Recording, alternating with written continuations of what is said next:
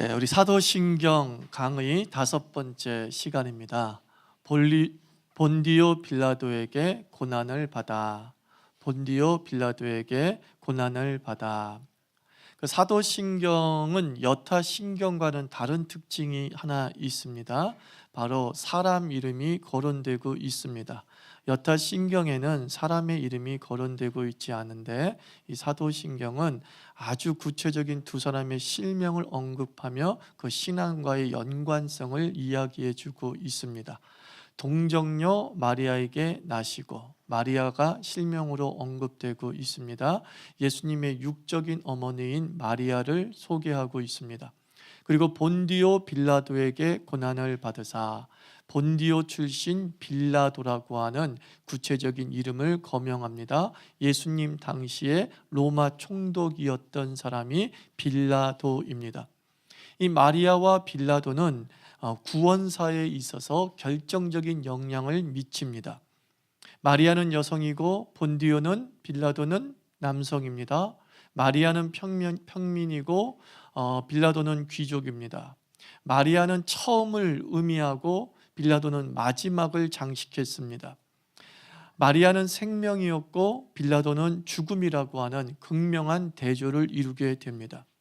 마리아는 여성이고 빌라도는 남성이고, 마리아는 평민이고 빌라도는 귀족이고, 마리아는 예수를 잉태한 생명의 자궁이고 빌라도는 예수를 십자가의 형에 처한 죽음의 형벌의 상징으로서 설명되고 있습니다. 결과론적으로 마리아는 자신의 모든 것을 포기하고 예수의 잉태를 받아들임으로 해서 사실은 모든 것을 얻게 된 인물이었습니다. 반면에 빌라도는 자신의 야망과 자신의 권좌를 유지하고 지키기 위해서 세상과 야합하죠. 그리고 예수를 거부했습니다. 결국 그는 모든 것을 잃어버리고 맙니다.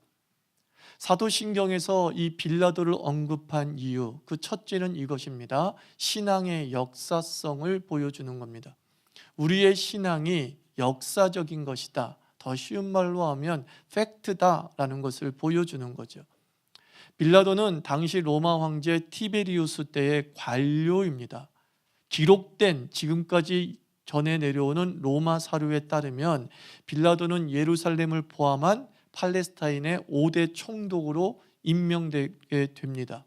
또 그 임명 시기를 로마 사료에 살펴보면 예수님의 십자가 처형 전후인 AD 26년에서 36년까지 재임했다라고 말하고 있습니다. 빌라도는 실존 인물입니다. 빌라도는 실제로 예루살렘의 총독이었습니다. 빌라도는 실제로 예수님에게 십자가 처형의 구형을 내린 장본입니다. 이것은 성경의 기록이 아니라 일반 역사의 기록입니다. 일반 역사 사료에 갈릴레아 예수와 빌라도와의 관계성들을 명확하게 기록이 되어져 있죠. 즉 예수 이야기는 지어낸 이야기가 아니죠. 예수 이야기는 그의 제자들이 소설로 각색한 것이 아닙니다. 우리가 예수를 믿는다라고 했을 때는 그 역사적 예수를 믿는 겁니다. 이 땅에 오시지도 않았지만 그냥 하나님이기 때문에 믿습니다라고 하는 것이 아니라 이 땅에 오신 2000년 전에 분명히 이 땅에 오신 갈릴리의 그 예수를 우리가 믿습니다. 그러므로 이 본디오 빌라도에게 고난을 받으사 빌라도를 우리가 언급할 때마다 우리의 신앙의 역사성과 우리 예수의 신앙의 팩트에 근거한 신앙임을 우리가 흔들림 없이 유지해야 된다라는 것을 말해주고 있습니다. 구원은 우리가 사는 역사를 관통합니다. 이신론의 하나님이 있다라고 말씀을 드렸죠. 이신론이라는 건 뭐냐면 신이 이 세상을 창조한 후에 전혀 관여하시지 않는다는 거예요. 기계에 의해서 어떤 과학적 합목적성에 의해서 그냥 이 온 우주는 저절로 굴러간다라는 것이죠. 하나님은 전혀 이 땅에 더 이상 관여하시지 않는 그 하나님. 더 쉬운 말로 하면 이겁니다. 너는 너, 나는 나. 이게 이신론이에요. 너는 너, 나는 나. 하나님께서 과연 이 땅을 창조하시고 난 다음에 너희들은 너희들이고 나는 나야 라고 하면서 엄격한 초월의 분리를 이루면서 사셨는가? 결코 그렇지 않다는 거죠. 우리가 믿는 하나님은 창조부터 지금까지 세상에 참여하셨습니다. 본디오 빌라도에게 고난을 받으사라고 하는 이 말씀을 통하여서 하나님께서는 창조부터 지금까지 우리 역사 속에 개입하셨다라는 것을 명확하게 보여주고 있습니다. 우리는 구약 성경을 통해서 이스라엘이 이런 하나님을 믿었다는 것을 알게 되었습니다. 출애굽기를 통해서 이런 하나님을 믿게 되었다는 것을 알게 되었습니다. 아브라함의 하나님, 이삭의 하나님, 야곱의 하나님을 이스라엘은 믿었고, 하나님께서는 내가 너희에게 아브라함의 하나님, 이삭의 하나님, 야곱의 하나님, 전능의 하나님으로 너희에게 계시하셨다라고 말씀합니다. 아브라함의 하나님, 이삭의 하나님, 야곱의 하나님, 이게 무슨 의미겠습니까? 역사의 흐름을 보여주잖아요. 아브라함의 아들을 낳았는데 이삭이었고, 근데 그 이삭 때도 역시 하나님은 하나님이었고, 이삭이 아들을 낳아서 야곱을 낳았는데 그 야곱의 때도 역시 하나님은 하나님이었다. 역사의 흐름 속에서 단절되지 않는 하나님의 은혜의 참여를 이 아브라함의 하나님, 이삭의 하나님, 야곱의 하나님을 통해 보여주는 것입니다. 하나님은 어느 한순간 아브라함에게만 짤막하게 나타나신 다음에 수천 년, 수만 년 개입하시는 것이 아니라, 아브라함이 죽어도 이삭의 하나님이요, 이삭이 죽어도 야곱의 하나님으로서 인류 역사 전체를 관통하시면서 우리의 삶에 관여하고 계신다라는 겁니다. 아브라함 개인의 입장에서는 그 순간은 개인적인 것이겠지만, 그러나 우리 인류 역사를 통틀어서 한 사람 한 사람들을 연결해 보면 그것은 역사가 되는 거죠. 히스토리가 되는 것이죠. 우리가 찬양하듯이 그 지나온 모든 세월들 우리가 돌아볼 때 주님의 손길 안 미친 것 전혀 없네, 이것을 짤막하게 표현하면 이겁니다. 역사 속의 하나님이에요. 역사 속의 하나님이에요. 역사에 관여하시는 그 하나님을 우리는 날마다 체험하게 되는 거죠.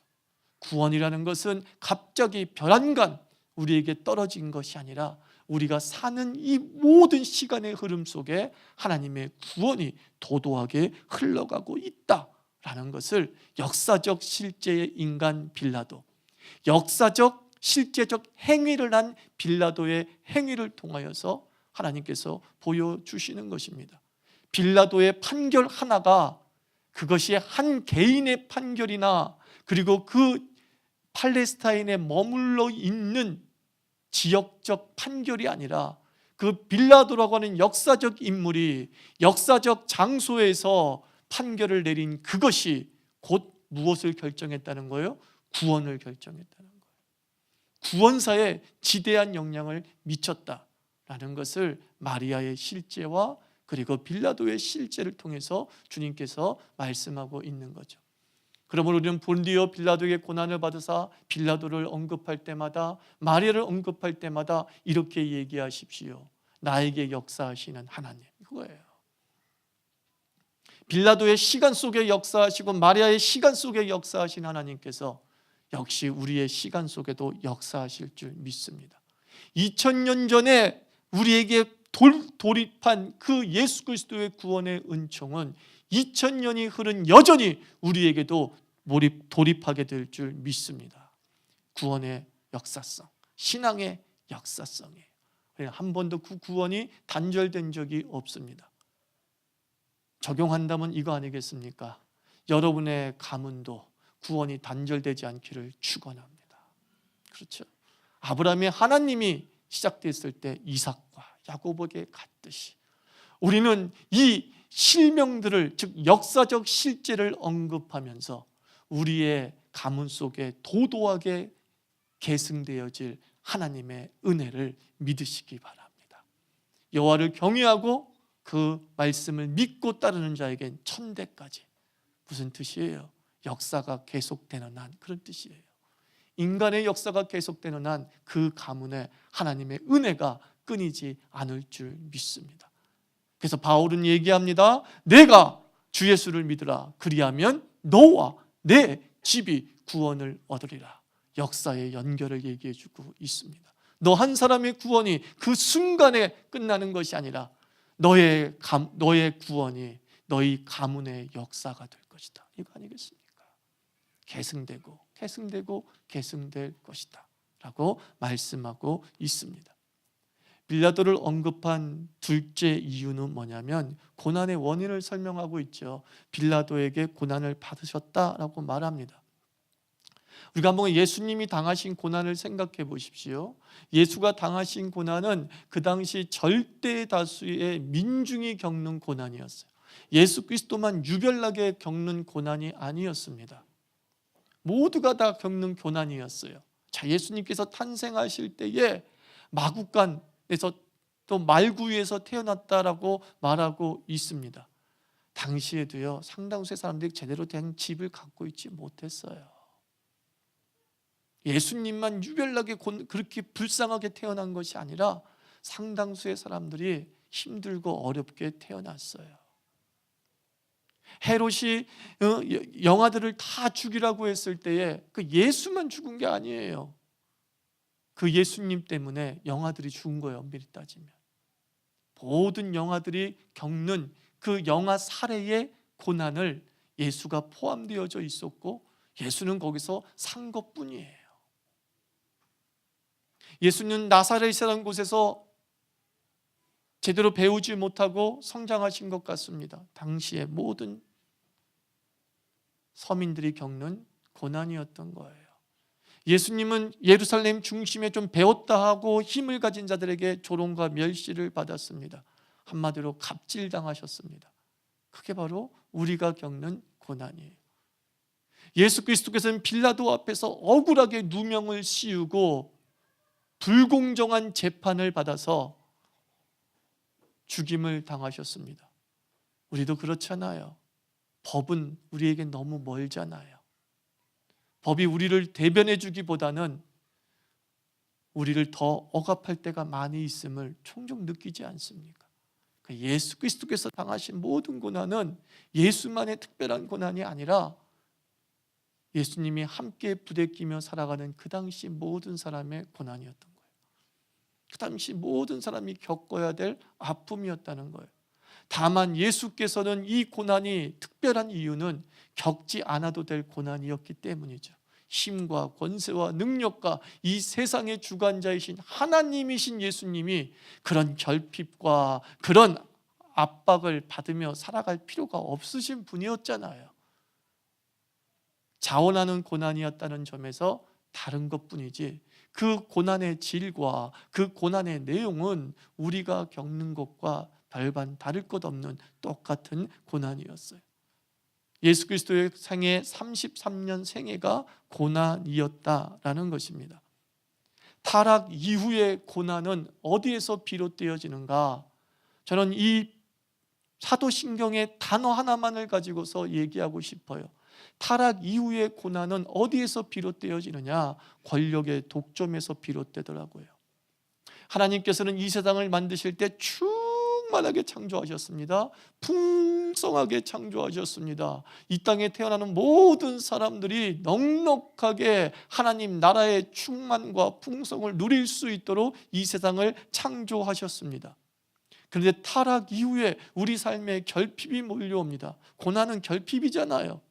결핍이 몰려와요. 그 결핍의 이유가 무엇입니까? 인류의 역사를 돌이켜보면 힘의 집중 아닙니까? 힘이 집중돼서 누군가는 결핍을 겪는 거예요. 모두가 다 결핍을 겪으면 그게 당연해야 되는데 누구는 결핍을 겪지 않잖아요. 그 이유는 누군가에게 힘이 독점되어지고 집중되어지기 때문이죠.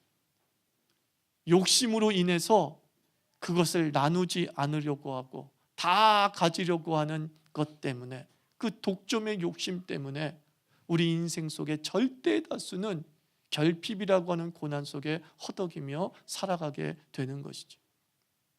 본디오 빌라도는 예수님 당시의 힘의 상징이고 힘의 대표예요. 대제국 로마에서 파송된 관료로서 예루살렘 내에서는, 팔레스타인 내에서는 최고의 권력, 절대 권력자였어요. 모든 것이 빌라도에게 집중되었고, 그리고 예수님과 함께 살아갔던 당시의 같은 민족인 유대 민족들은 그 로마의 착취, 그 로마의 식민 억압에 시달리며 살았던 것이죠. 그리고 그들은 생사 여탈권조차도 그들 스스로 갖지 못했어요. 자주국가가 아니었기 때문에. 빌라도, 로마에서 파송한 관료가 사형권을 구형할 수 있는 절대 권력을 가지고 있었다는 거예요. 본디오 빌라도는 힘의 집중을 보여주는 상징이에요. 힘의 독점을 보여주는 대표죠. 한마디로 말해서 예수님이 살아가던 당시의 모습은 이거예요. 나누지 않는 세상이었던 거예요. 나누지 않아요. 그 모든 권력과 힘과 능력을 나누지 않아요. 그저 한 황제 한 사람에게 집중해요. 로마 한 국가에 집중해요.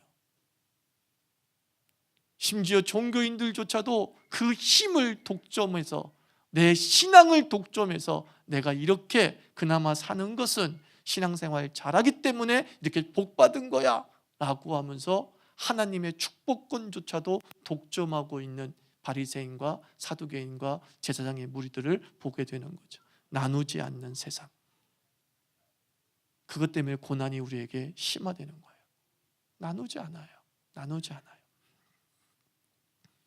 무력한 민중. 그런데 그 무력한 민중끼리 서로 싸웁니다.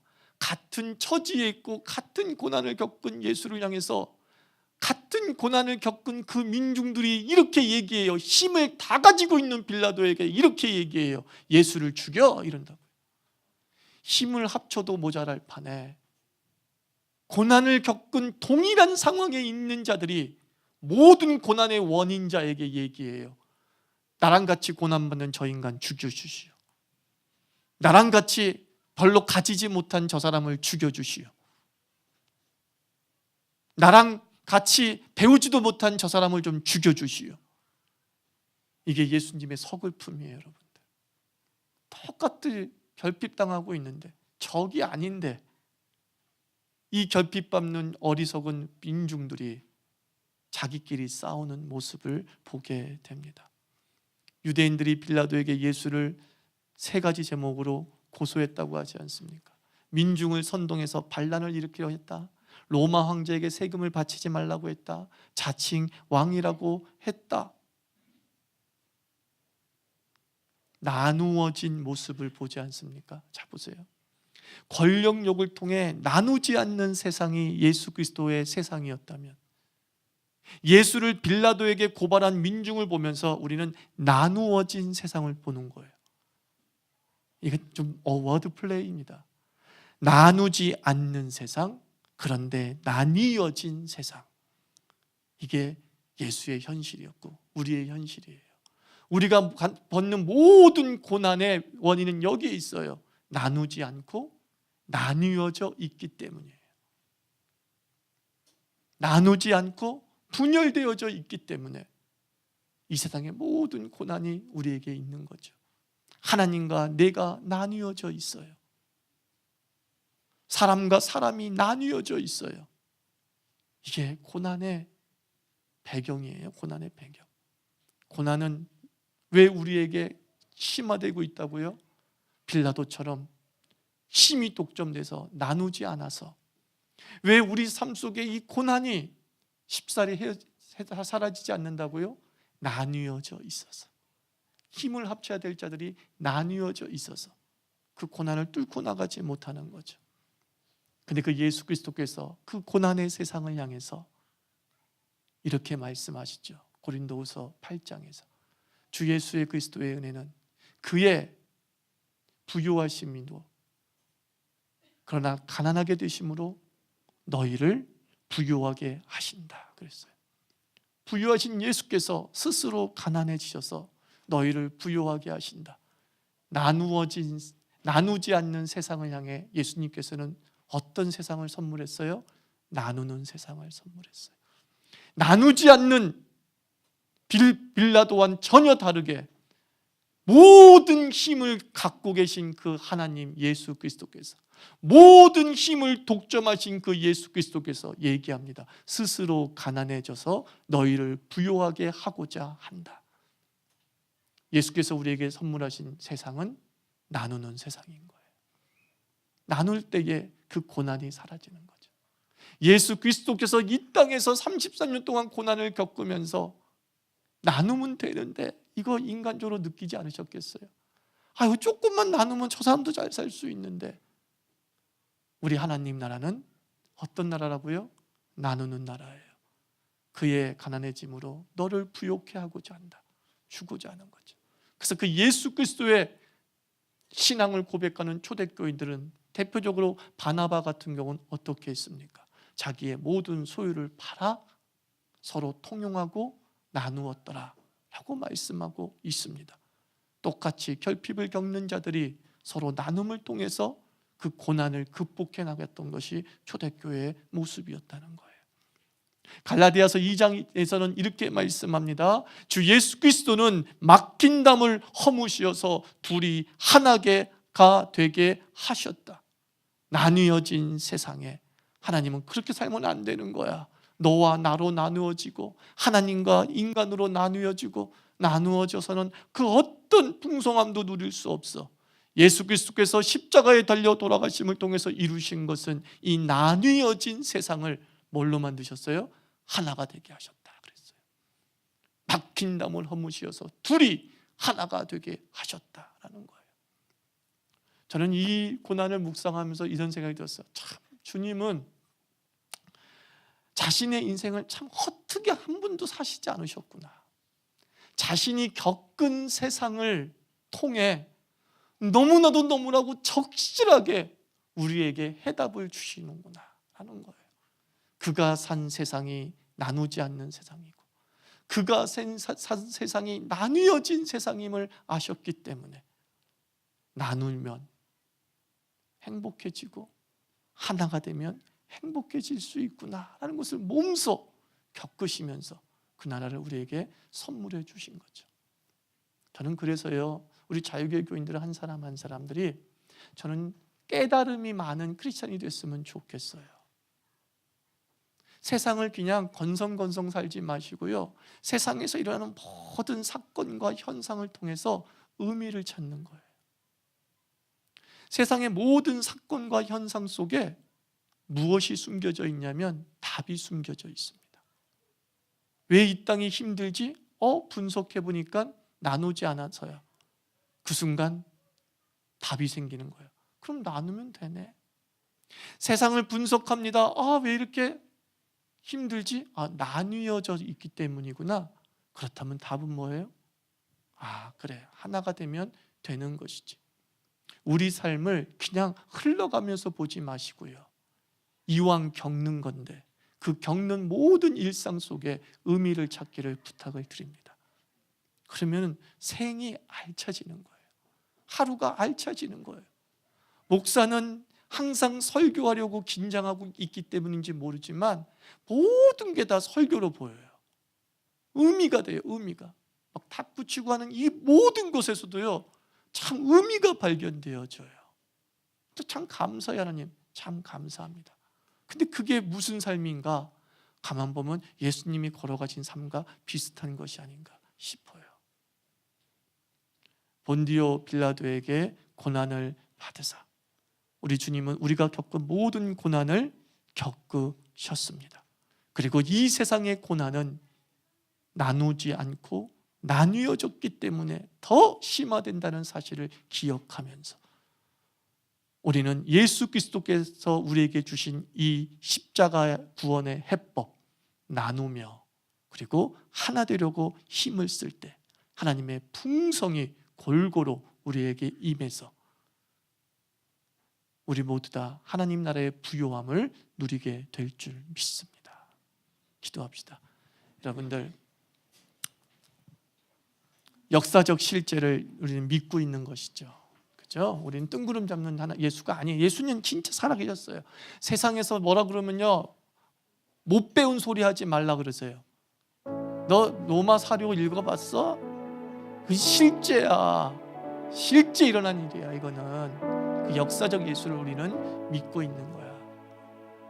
그리고 그 역사적 예수께서 우리에게 주고자 했던 고난 없는 세상, 그게 구원이잖아요. 그리고 하나님 아버지, 그 고난 없는 세상이 내가 죽어서 천국 가서 이루어지는 것이 아니라 이 땅에서 그 실체를 맛보며 살 수 있게 하여 주시옵소서. 함께 우리 기도하도록 하겠습니다. 하나님 아버지,